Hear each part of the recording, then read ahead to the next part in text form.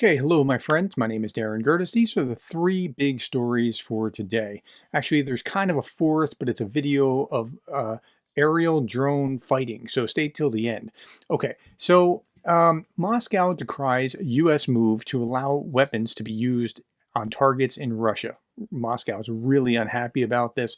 I'm going to read quite a bit of this. The Kremlin has said Joe Biden's decision to allow Ukraine to use U.S. supplied weapons against targets in Russia demonstrates Washington's deep involvement in the conflict, as some of Vladimir Putin's allies increase their nuclear threats against the West. I mean, how much more can you increase nuclear threats? I mean, they've been doing this and doing this and doing this.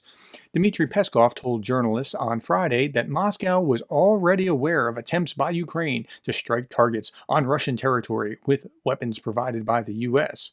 Zelensky's reply: I think it's absolutely illogical to have Western weapons and see the murderers, terrorists who are killing us from the Russian side. I think sometimes they are just laughing at this situation. So this is a recent interview, and I'll show you a clip of that video in just a moment. The German government announced on Friday that it would also give Ukraine permission to use weapons it supplied against military targets. Immediately after Biden did this, the Germans also went along with that. So I said they were just waiting for the U.S. to do it so they wouldn't be the only ones doing it from their perspective. During a visit to Uzbekistan earlier this week, Putin warned against Western countries allowing Ukraine to use their weapons to strike Russia. This constant escalation can lead to serious consequences, he said. But what did you think was going to happen? Of course you don't want them to be able to do that. Of course you want to hold your opponents at a handicap. So, I mean, this isn't a surprise that he's not happy about it. Putin also issued a thinly veiled threat against NATO's smaller European members, saying they should be aware that they are playing with fire because they had small land areas and very dense populations. So I guess Lithuania and Estonia and Latvia are some of those kind of nations that are right up on the border that could be in that kind of jeopardy. And these are the nations that are most hawkish for Ukraine because they know what it was like to be folded into the former Soviet Union. Dmitry Medvedev called Biden's decision a, quote, serious escalation of the conflict. Of course he did.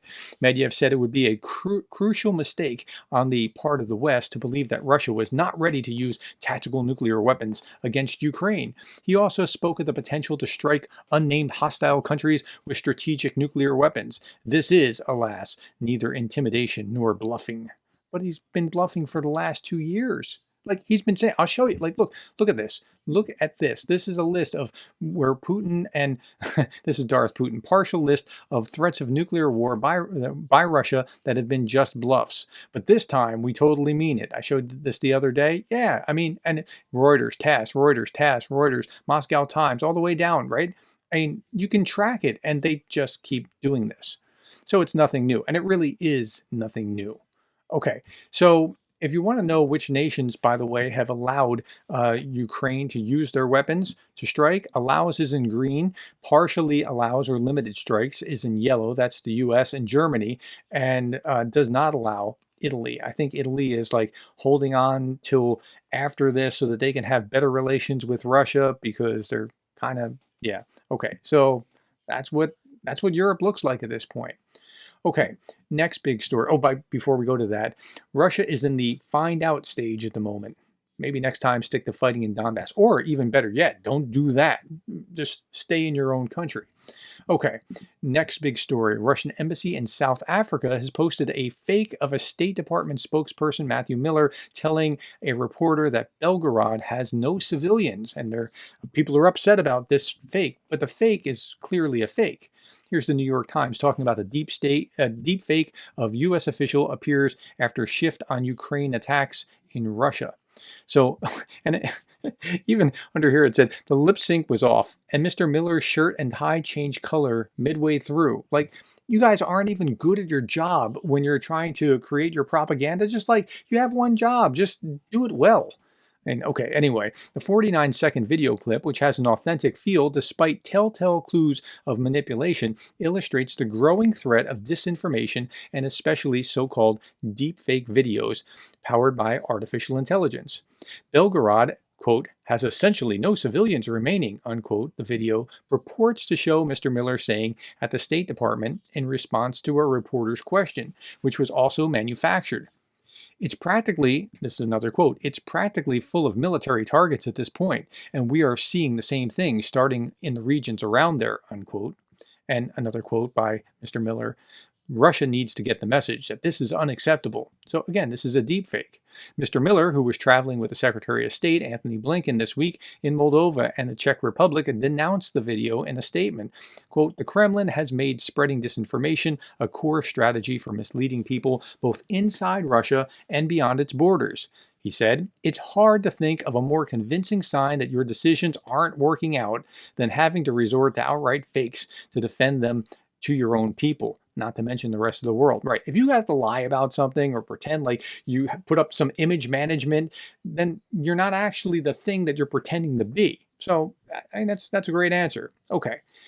Next story. So Zelensky was giving an interview to The Guardian, and I read a little bit about it this morning, but I want to show you this video because I'm going to read it as you're seeing Zelensky speak, and you'll just get a little bit more context. But he was talking about like what the military is actually doing for the people in Ukraine. And clearly some people don't want to fight, but like understand what's going on here.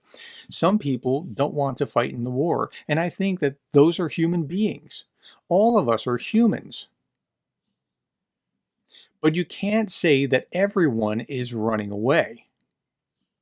And before they didn't run away. No, it's not like that. When almost everything was occupied, everyone went out into the streets. Everyone did it. And I think this unity gave us such strength. Definitely, after 2.5 years of war, of course, this is a slightly different energy. But believe me, it still exists on the front line. And we need to be very honest because the deoccupation of Kyiv region, it makes it possible to live in Kyiv more or less safe. The fact that there is peace here, there is an opportunity to live there, and there are lots of people on the streets now. All this is brought by that shield, that the wall of warriors that stands on the front line. I mean, he's right. He's absolutely right. It's like the warriors that are doing the fighting are preventing a lot of other damage, because if the Russians could have their way, they would do far, far worse than what they're doing. Okay, last little bit, two things. This is Andrew Perpetua. He was showing there was actually a drone attacking another aerial drone. And I thought, like, why hasn't this happened before? I saw one very small drones doing it like early in the war, but yep, that's right. And he's going to attack that drone, and then you'll see the remains of it afterwards. And that's right. Like, I think that's where things are going to be going in the future, and it's pretty interesting to see in real time. Okay, last little bit. There's a new attraction at Yevgeny Prigozhin's grave in St. Petersburg. You remember Prigozhin? He was blown up in an aircraft after the Freedom March or coup or rebellion or whatever you want to call it. This too appears to reinforce the leaks that Putin was duped into killing Prigozhin by Shoigu and Gerasimov, and he now regrets it. Prigozhin's sole target for the rebellion was the defense ministry, not Putin. That's what I was saying at the time. I don't know that that's necessarily true, but that was my perspective at the time. Like, he wasn't coming for Putin, but he was, trying to, show that he could whatever. Okay, I could be wrong about that, but that's how I saw it. Anyway, I find it fascinating that we have this statue going up in St. Petersburg and people are bringing them flowers. Like, wow. Okay, that's all that I have, my friends. Thank you for your time today. Thank you for the likes, the shares, the subscribes, and thank you for being the kind of person that cares about Ukraine.